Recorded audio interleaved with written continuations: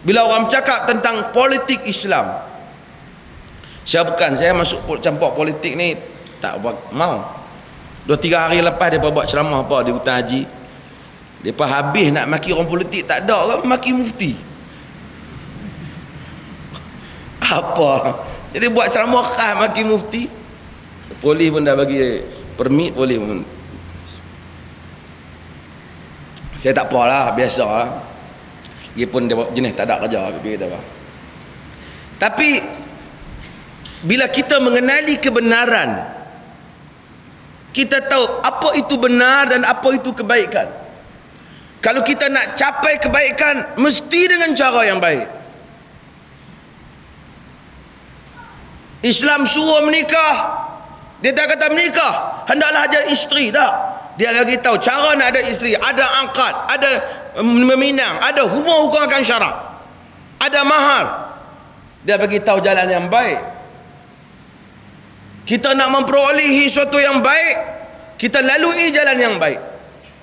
Kalau kita nak semayang, buat cara nak semayang. Jangan pergi curi kain orang, pergi curi baju orang, tak. Kita buat cara nak semayang.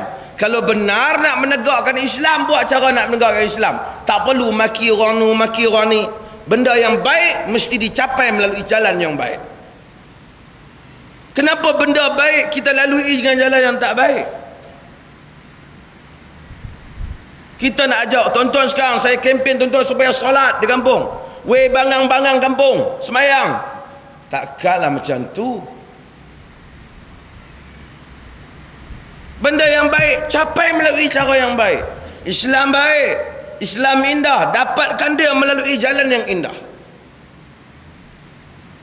Sehingga Nabi SAW apabila disuruh dia mencerca orang Yahudi, mencerca musyrikin, Nabi kata, wa ma bu'istu la'ana, aku tak dihantar oleh Allah Ta'ala, dia tak dibangkitkan untuk laknat orang.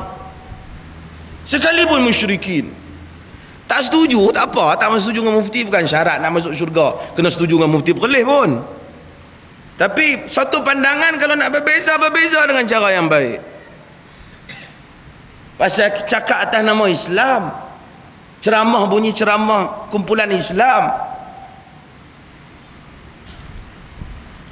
Apabila kita masuk oleh Islam dalam bentuk yang keseluruhan, kita tahu manusia ni, macam saya kata tuan-tuan, kadang-kadang mai, macam saya sebut hari itu, mai orang perempuan tudung tak pakai. Kalau kita tengok hukum manusia atas tudung ya, kata hang ahli neraka tentu dah dengan tengok tan tudung ni neraka confirm untuk hang.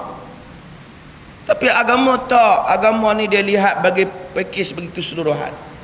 Kata tak pakai tudung benda tak bagus, salah dari segi agama, berdosa.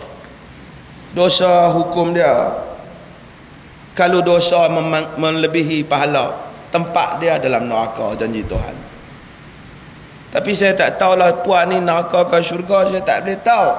Mungkin tuan puan ni ada pahala-pahala hak lain pula, saya tak tahu. Tapi kalau tanya tak pakai tudung, salah. Tapi dia kata saya sedekah, sedekah betul, pahala. Saya semayang, semayang betul. Saya tak pakai tudung, tak pakai tudung, salah. Kita tak boleh buat kesimpulan dengan di atas satu kesalahan kita hukum dia ke semua. Macam tu juga mana-mana orang pun, tak usah kira parti mana.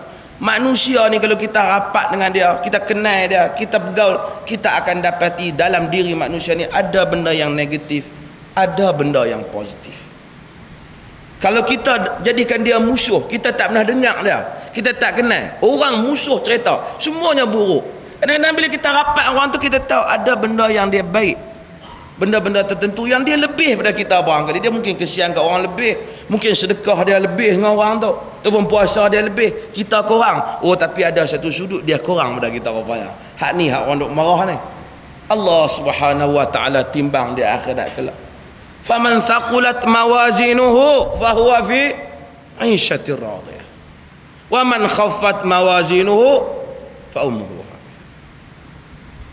Siapa yang berat timbangan dia, maka dia duduk dalam keadaan yang bahagia. Siapa yang ringan timbangan kebaikan dia, berat belah jahat, maka dia hidup dalam keadaan celaka.